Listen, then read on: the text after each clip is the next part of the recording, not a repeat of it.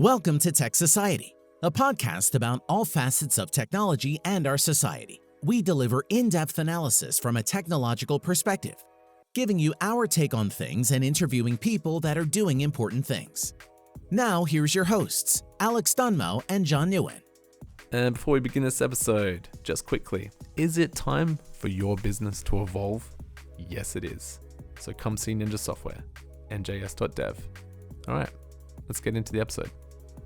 Hey there, techies. Thank you for joining us for another episode of Tech Society. In this episode, we speak with Sheryl Frame. Cheryl is an independent commercialization advisor with serious experience as both an entrepreneur and technologist, and has worked with accelerating commercialization and is the CEO of a Perth-based Medtech startup. Cheryl has a wealth of experience and knowledge to share, and in this episode you'll learn how timing is one of the most important factors to a successful startup, especially in regulation-heavy industries. How to deal with criticism, failure, and lack of confidence as a founder. And finally, how to spot startup vultures and how to weed them out. All right, let's go.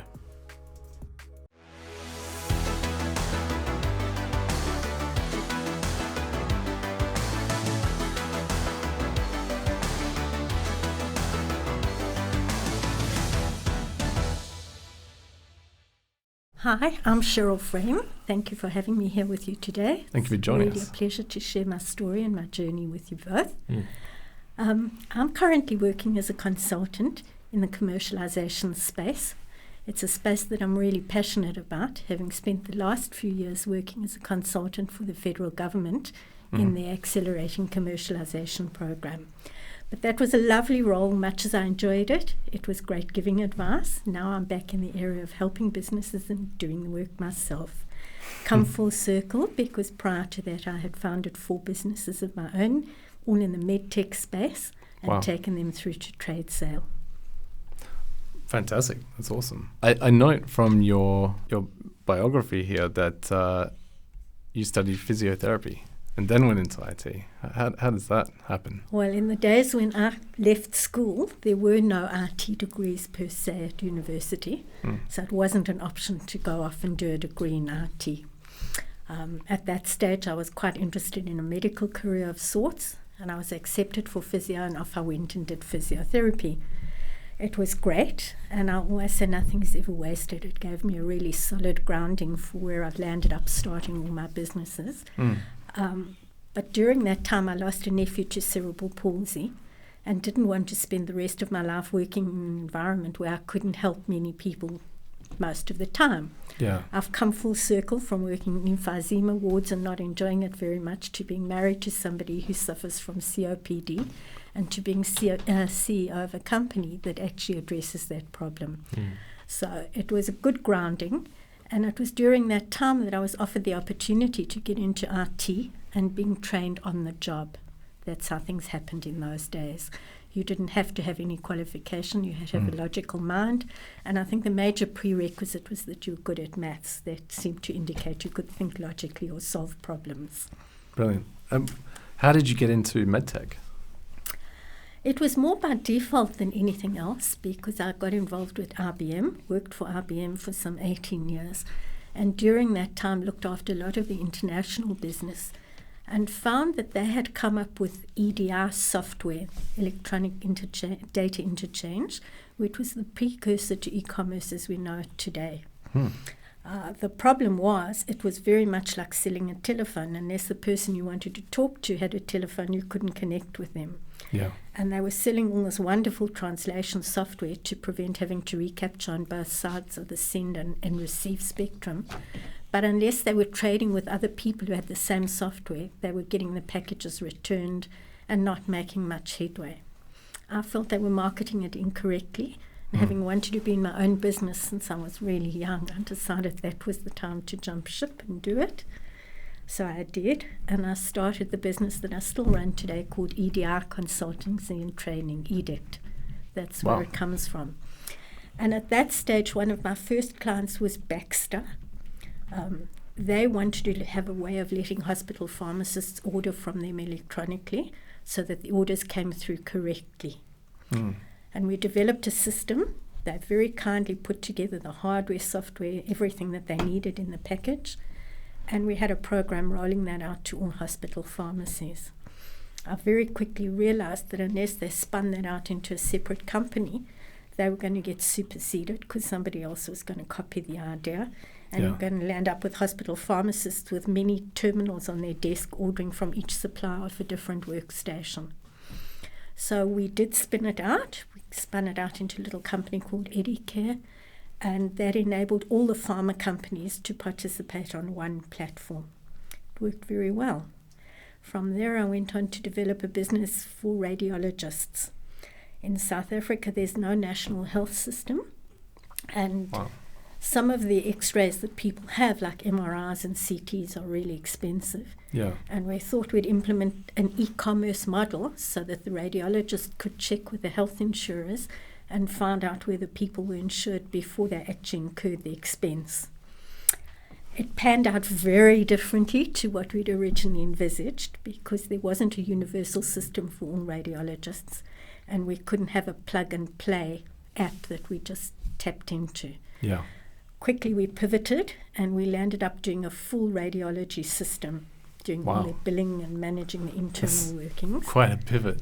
It was quite a pivot. It certainly wasn't what I'd envisaged at the beginning, but it was all e-commerce enabled, and we were the first people to integrate teleradiology and be able to offer full services with dictation and voice recognition as well. Wow. Roundabout what year was this? This was in the late 1990s. So like really early days. It was really early days. Yeah. And it was a really interesting journey because we had no intention of ever becoming hardware vendors. We were Yeah. software people, software gurus. And what we found is support became really difficult. It was a challenge we hadn't envisaged. People would call and say, my screen is black, there's nothing on it. And we'd say, have you hugged your screen? Where does the cord come out? Where's the plug in the wall? That kind of support. Yeah. Or if something went wrong, we'd have the hardware vendors saying, it's a software problem, and the software people were saying it's a hardware problem. The world hasn't changed, to be honest. It hasn't changed. So we quickly became resellers of certain hardware. We became IBM resellers as well, and we provided a comprehensive solution. We did everything. We did cabling, we did the works, so that a radiologist could move from a typewriter and move to an electronic system, and it was a one-stop shop. They'd call us and we'd do everything for them. I ended up selling that business to Dimension Data in 1998 and stayed on a 2-year management contract. And it was at that stage that I was headhunted and offered a role in Australia, which is why I'm here today.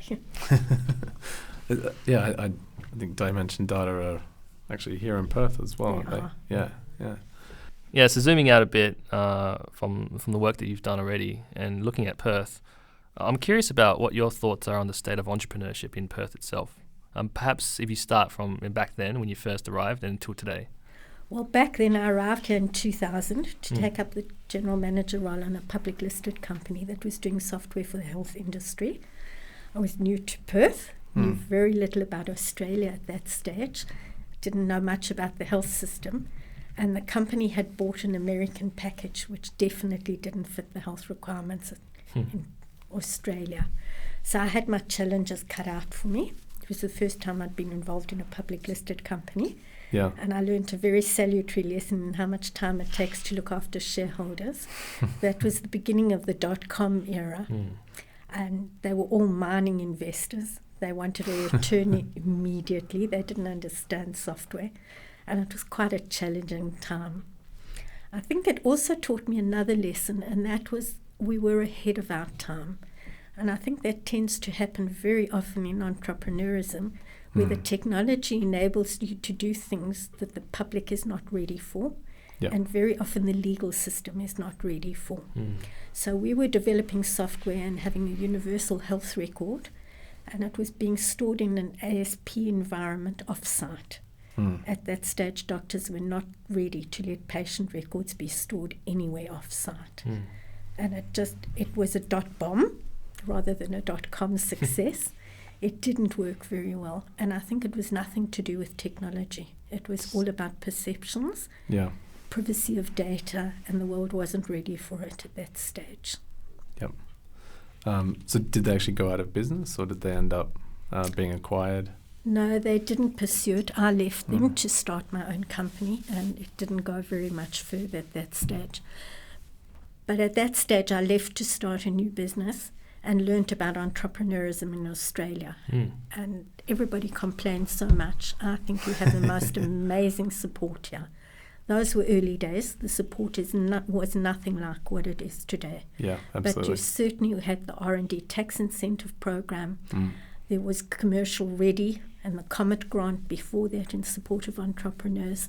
In South Africa, if you wanted to build a business, you bootstrapped You're it. on your own. And that was it. You were completely on your own. Why do you think people complain a lot? It's just an Australian thing to do. I think they just don't know how well off they are. It's the same thing with vaccinations. You know, why are people not getting vaccinated? It's free. Yeah. They are so lucky to have that ability. And in South Africa and developing countries where they really need it, you have to pay for these things. That's really common, actually. Australians don't actually realise how privileged we are. We are very privileged. At all. And don't actually realise how wealthy we are. I mean, we're right up the top there. But we like to think of ourselves as battlers. Battlers. Yeah. So, yeah, it's come a long way even since then. You know, that was early days for startups. And there was nothing like the accelerator programs, the incubators, the support networks that we have today. Yeah. So how did you go from there to Commercialising Australia? So when I left that organisation, I was a bit down. It wasn't a success story, and I'm motivated by success. Yeah. So it wasn't a great period of my life. I happened to meet a gentleman who had the patents to vend from machine product that is restricted. In other words, you had to have some kind of identification to be able to access whatever was contained in the vending machine. And his big idea was to build an alcohol vending machine where you proved you were of age. I listened to all this, and I had just come back from a trip to Margaret River, and I realized that there were very few towns that had their own pharmacies along the way. Yeah. And I had actually asked the question and said, if you're sick, how do you get medicines? And they explained that they sent their scripts to the nearest hospital, and the medicines came back a day or two later and were stored at the local depot, which was the butcher or the baker or whatever it was in that town. And when I heard this, I thought about it a little bit and thought, well, why don't we build a pharmaceutical vending machine that has the ability to do for pharmacy what ATMs have done for banking? And that's exactly what we did. Wow.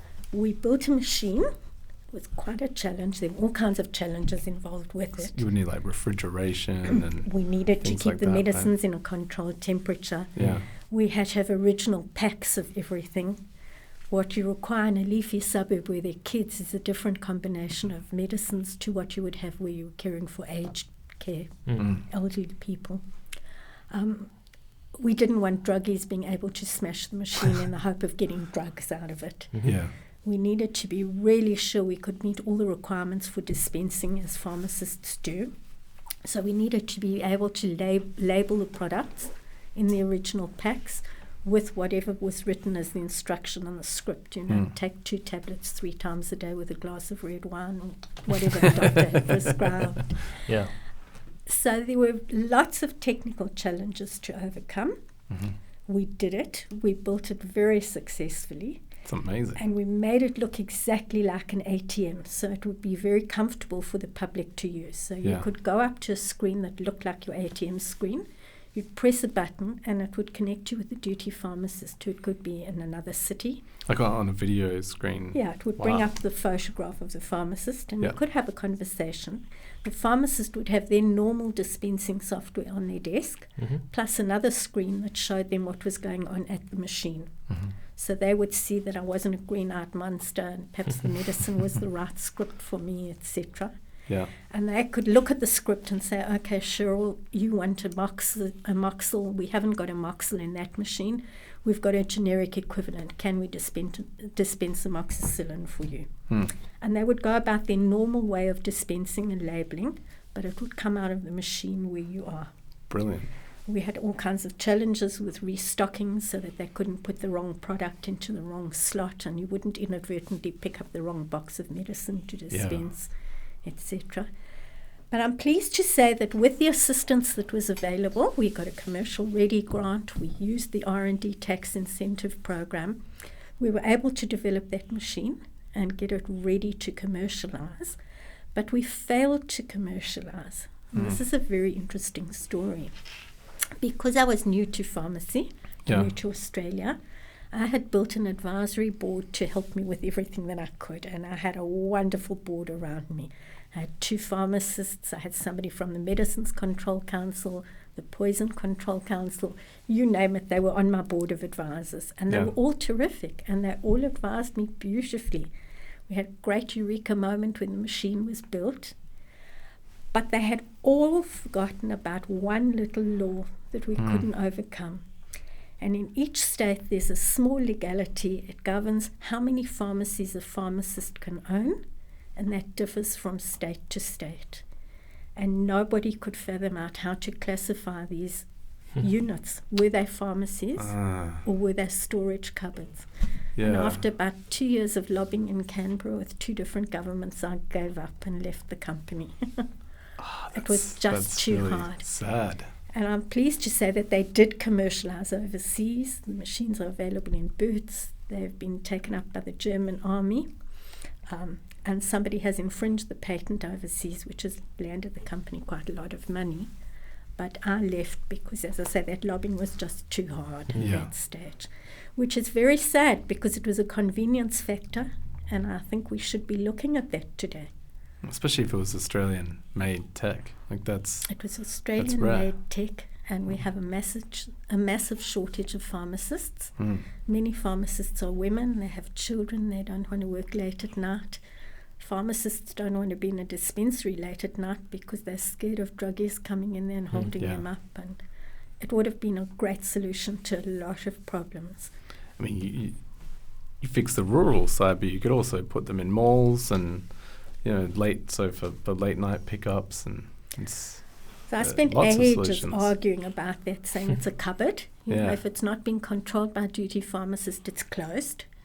And I could be looking after 1 or 2 machines, and if I went off duty, I could transfer the machines to another colleague who would take over the management.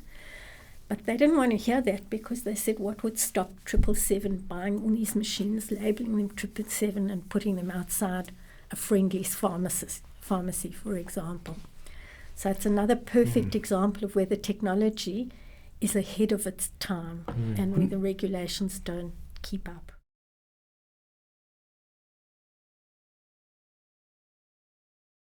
So what do you think our environment now, with all these accelerators and funding and R&D grants, that versus what you went through in South Africa? It's kind of, dog-eat-dog world, pull yourself up by your own bootstraps.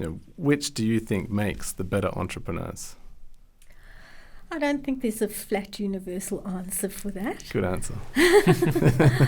I think when you're spending money, whether it's your own money or anybody else's money that you've raised, you've got to be very careful with every dollar you spend. Yeah. And you've got to spend it very wisely. So I think there are challenges on both sides. Yeah. I think it's wonderful to have that support available to you. It's how you partake of it that's all important. Yeah. And not all the advice you get is the right advice, whether you're doing it yourself or you're going through an accelerator. You've got to control your own destiny and be discerning about what you take on board. What do you think is actually, as an entrepreneur, what's your number one takeaway for success? That clinching thing that you see. If people aren't doing it, you know they're not going to make it, and if they're doing it, you feel good about it. I think there are 2 things. Firstly, you have to fundamentally be solving a problem. The days of just building something for the sake of building it and hoping it's going to sell are long gone. Yeah. You need to be able to address a common business problem. You need to have a sizable target market and know that you can service that market. I think the other thing you need is strength and resilience as a founder. If I was looking at 2 different companies where we had a strong team but lesser technology, and a second company with very strong technology but a very weak team, it's the strong team that's going to succeed every time. Why do you think that is? Because of the ups and downs of startup world, Yeah. or business in general, not just startup world. Business is like life. Nothing happens according to plan. Yeah. And you need the tenacity to stick in there when the going gets rough and to be able to make decisions and pivot and change what you need to. Is that something you experienced a lot with Commercialisation Australia, like seeing, those kind of different team dynamics play out? Very definitely. You also get the single founder syndrome, where founders develop the stuff themselves. They don't want partners on board. Yeah. They think they can be all things to all people. That's very rarely the case. Teams definitely make better businesses than sole founders. So you prefer like a co-founder team? Co-founder team, or else you need the right kind of people around you. Yeah. So how you structure that is irrelevant, whether they're an advisory board or part of the main board. Mm-hmm. But I don't think anybody can be all things at all times. No way. Shouldn't want to be though, honestly. And I think the role of a CEO, founder, whatever, is to outsource your weaknesses and make sure the holes you've got are covered by talented people. You've just hit on something that's dear to my heart. Very often we get what's called founder syndrome, where the founder might have experienced the problem in their day-to-day lives, come up with the solution, and really design the whole architecture around the solution. It doesn't mean they'll be a perfect CEO. And to convince a founder that they need somebody to take on that role is quite often very difficult to do. How do you do that? It's not easy. Slowly, like water dripping on a stone. You've got to make them perceive the weaknesses themselves and understand what they need. Have you ever had to have that hard conversation with founders? And kind of like, you're at this juncture, you're not going to be able to sell to these companies you think you're going to. It's a very hard conversation to have. Yeah. Nobody wants to hear that their baby's ugly. Nobody wants to know that you don't think that they are capable of walking on water. Yeah. But it does slowly permeate, and sometimes they have to go away and experience pain and then come to the realization themselves. So there are people you can mentor and people that you can't. Yeah, well, yeah, of course. And I think the people you can't mentor, they definitely shouldn't be the CEO, right? On that, actually, the mentor topic brings me to something you said before, is that not all advice you get is good advice. And you said, as you said, you have to forge your own path. But as an entrepreneur, how would I know that the advice I'm receiving is good? Like, how do I pick who to listen to? I'm guessing there's a lot of people in the industry today who give advice who shouldn't be. I can't tell because I'm too new to the game. We call them the startup vultures. How do I spot something these? we talk about on this show quite a bit, actually. How do I spot vultures? Yeah. It's difficult to do. Look, I'm very passionate about helping female founders, and I was on the board of Springboard Enterprise for a number of years, and now I'm an ambassador for them. And Springboard are great, yeah. What we try to do there is we go through intensive boot camps, and at the end of the boot camp, we sit with the founders and say, well, what are your perceived weaknesses? These are what we perceive your weaknesses to be. Try and find the common ground and surround them with a team of mentors that they have access to over a period of 12 weeks thereafter. And they can get as much or as little as they want to from the mentors. Yeah. Now, often we do business in Australia slightly differently to the way they do business in other countries, particularly in the US. If it's a company that's looking to grow into the US, it pays to have mentors there to teach them how to do things. Yeah. And it might be conflicting advice to what they're getting from the Australian market. So they've got to be able to listen. That's part of what you do when you start a company, is you listen to all this and you sift through it. We like to think that all the mentors we have all have the person's best interest at heart. It isn't the case, and there are a lot of vultures, as you say, around the startup scene looking to make money out of startup businesses at any cost. Yeah. You'll find that people gel with people that they can relate to. So find an advisor, find a group of advisors or mentors that relate to you and that understand your business. And don't be scared to do the due diligence on them just the same way as they're doing due diligence on you. Find out what they've done, how they've done it, if they've been successful or not. And failures are okay. I mean, I gave you the example of that pharmaceutical vending machine being ahead of its time. It taught me a hell of a lot. Yeah. Well, especially how regulation can destroy good ideas. Sure. Yeah. You touched on women-led startups just for a bit there, and it's a big part of what you do. We have a lot of conversations about this topic on this podcast, but can you explore with us the less obvious challenges that women might face when they start a new company?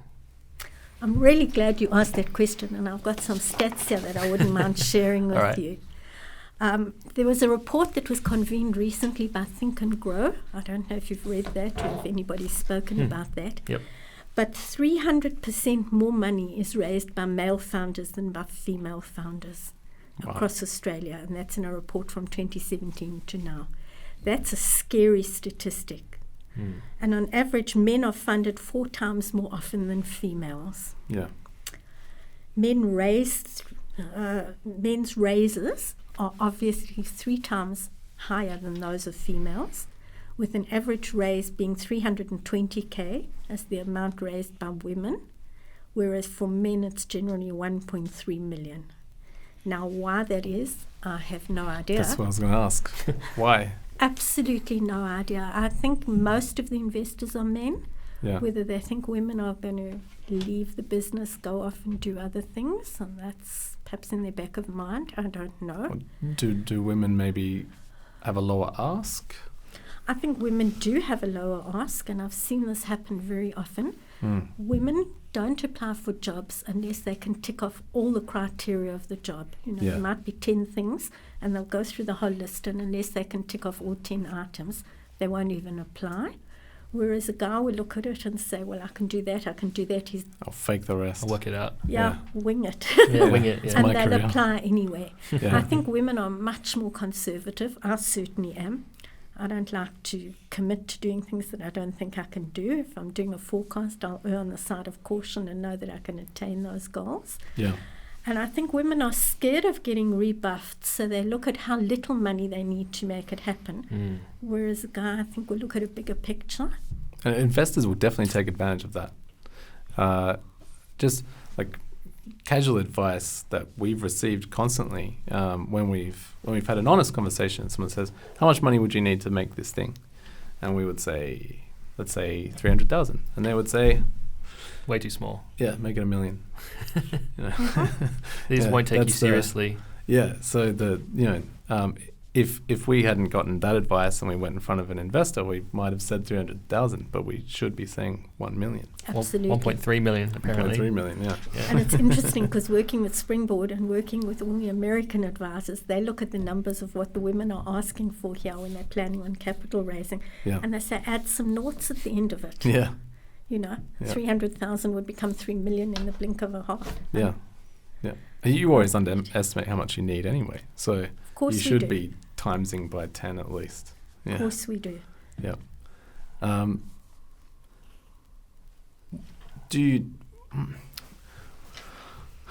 How do you get past that socialization though? Or I guess the question is, and this is a question I don't actually expect you to have an answer for, but is that a genetic thing? Is that a socialization thing? Is that something that we can overcome like naturally, organically? And do the boot camps focus on this kind of thing that you mentioned as well? I think Springboard is focused on female founders, so yes, it does. It definitely tries to build them. I think it's also a confidence thing. Yeah. So I think in the general accelerators that I run, they don't focus specifically on women. It's general, and they teach you how to capital raise, and it's only when the women walk out of the door after that they get nervous and drop the amount down. Yeah.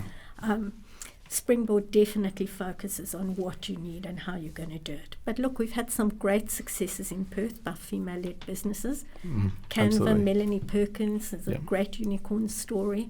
Olivia Humphrey's Canopy business came out of here. When women are successful in business, they tend to build big businesses and exceed some of the things that the males are doing. But it's that initial get start bit where they're lacking in confidence that is the downturn for them all. Sorry, what were the other stats? These are just stats on women not going into STEM careers and only making a small percentage of the tertiary careers. And I think that's also got to do with it. Women tend to focus on things that they know and are comfort zones, not so much on technology that they haven't been exposed to. I think we're starting to see a shift, though. I would say the intern program at Ninja gets, it's not quite 50-50 yet, but it's probably 30-40% these days. Yeah, I'd say 40% women. Which is great. It started at 0 a few years ago, so it's changed a bit. Now I laugh because when I worked at IBM, I worked in the mining branch. I was a systems engineer in mining. I was the only female systems engineer in the whole mining branch, where there were 100 and something guys. Okay. We're quite a long way down the track. 20 years later, we're still having these conversations about the lack of females.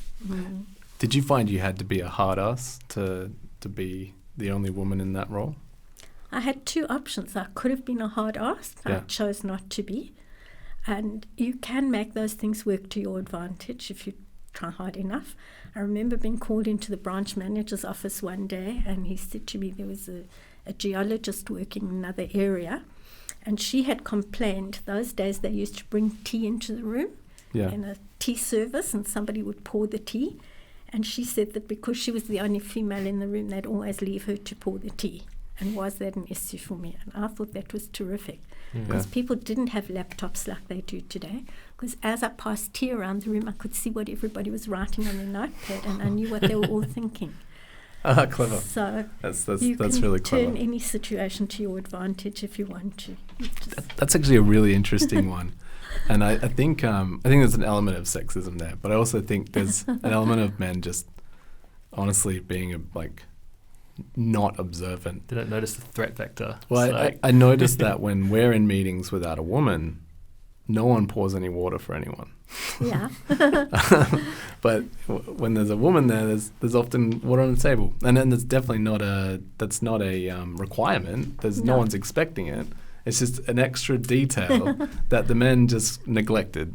And by the time I realised, I'm like, we're 3/4 into the meeting. I'm not going to pour people water now. So what are we saying? Women are more detail More detail-oriented, yeah. Probably. And probably more actually socially aware of things that make an impression. Certainly socially aware. I mean, I know for a fact that I don't leave home without my partner just giving me a up and down going, you don't look like an idiot.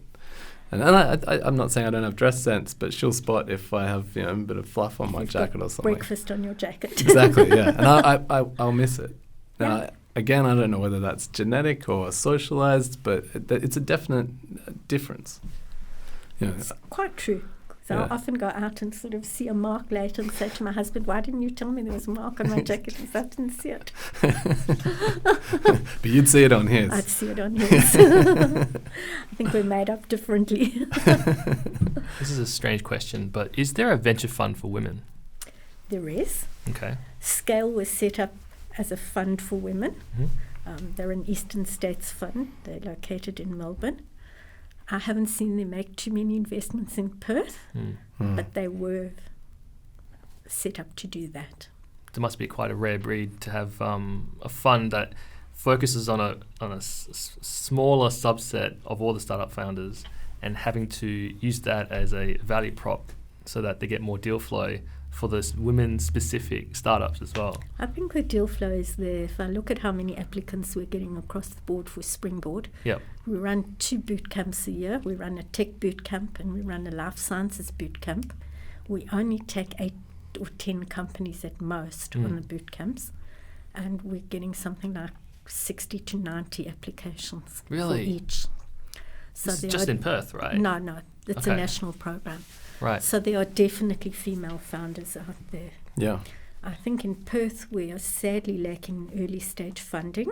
Yes, So for men and women. Men and women. In general, yes. So it's taking longer for them to apply, and we're seeing less numbers going through from Perth than we are from other states. This is a very locked down, no investment before revenue kind of city, is our experience. without challenges, obviously. It's an interesting comment you make there, because when I started with Commercialisation Australia, as it was then, it's changed its name now to AC, Accelerating Commercialisation, but that was some 10 years ago. At that stage, probably Queensland and Western Australia were tracking neck and neck in the number of grants going through and getting approved. We were having slightly less grants but bigger value. Queensland was having more grants but smaller values. So we were tracking on the amount side, neck and neck. What's transpired since then is that the Queensland government, New South Wales, Victoria governments have all put an enormous amount of money into early stage funding. Yep. That hasn't happened in Perth, and there's less funding at early stage than anywhere else. We can definitely see that. One of the big ones for us is New South Wales. So we're as Ninja, we're stepping into New South Wales, and they have a $25,000 grant. Bang! If you're doing something innovative in New South Wales and you're spending on New South Wales companies, they'll give you $25,000 just off the bat. They will. And Launch Victoria does pretty much the same thing. Yeah. There are far more people willing to invest in startups in the other states. I think there's a lot of money in Perth, but I still think we're a single industry economy. It's all based mainly around mining and oil and gas, rather than startups in different fields, technology, biotech. If you can find rocks or break them up better, you'll do well. Maybe it's an education thing that we need to go through with them. But I think we also strongly need government support. Yeah, I was going to ask that. Is the startup ecosystem dependent on government support, or can it actually succeed without it? I think Charlie Gunningham constantly says the government should stay the hell out. Yeah, this is a very hot topic. So Well, Charlie and I worked together as advisors on AC for a very long period of time. I think at the early stage you do need some support that you can get, to find your own money to bootstrap it. Many of the people who live in Western Australia are immigrants like myself. You don't have family around you who can give you that money in the early stage. Where do you go to? Nobody wants to put money into a company that isn't revenue generating or doesn't yet have a product. They're still at the ideation stage. It's far easier. I mean, there is the R&D tax incentive program, but you have to spend the money to claw some of it back again. You have to have it already. So we do need some government money for risk investment at that stage. They do provide an innovation voucher. One round has just been announced yesterday, the results of it. But it's about $300,000 that is given out once a year in innovation vouchers worth a maximum of $20,000. That's not quite enough to pay for your patent protection and to pay for the setup of the company and get an MVP. If we had something up to the ilk of $100,000, that would certainly help. I mean, you're almost $1,000 down just registering the PQ Ltd. So yes, you are. It doesn't go far. It's funny you mention that, because one of the things I've seen quite often over the years is founders don't register a company because of the cost. So they'll work as individuals, or they'll maybe work as a partnership, not realizing that they could actually claw back some of the money they're spending through the R&D tax incentive program if they were registered as a company. And when they do find out about that, it's too late. They can't claw it back. That's really sad. I mean, it doesn't cost that much. Just do it. It's just where you spend those precious dollars in the early stage. I think we've got it. Yeah, that was really good. Thank you. Well, we're not done yet. So we have one final question that we ask everyone who's on the show. It's a whimsical question. So I don't know if you're a big MMA or wrestling fan, but in wrestling and MMA, the lights go down, the smoke machine starts, and the fighter comes out, and their intro song plays. And it's meant to kind of introduce their fighter's character to the audience. So what is Sheryl Frame's intro song? If I was a keynote organizer and I said you're going to give the keynote speech, and we need to play your intro song before you come out on stage, what would it be? You know the little video I shared with you before we started this of the woman on the top of the Burger building? Yes. Well, I think that would be me, because I've always seen myself as being able to do anything I want to do. What was the song? Is there a song? There was a song. All right, well, that's the song then. You can have the song. Brilliant. All right. Thank you, Cheryl. Okay, thank That was Thanks for really your good. time. Yeah. You've made it to the end of another episode of Tech Society. Well, that was a great episode. I hope you enjoyed that as much as we enjoyed making it. Make sure you hit us up on Twitter @Tech Society, head over to the website, subscribe to the newsletter.